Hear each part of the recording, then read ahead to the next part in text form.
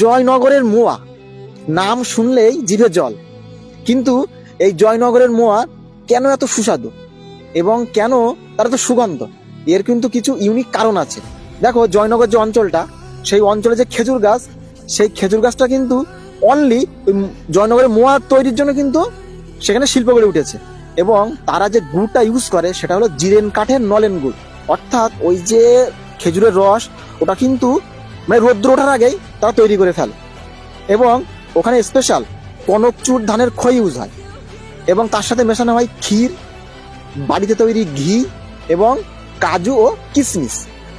এবং এই যে জয়নগরের মোয়া এবং এই যে তার তৈরি করার পদ্ধতি, এটা কিন্তু আবিষ্কার করেন পূর্ণচন্দ্র ঘোষ এবং নিত্যগোপাল সরকার।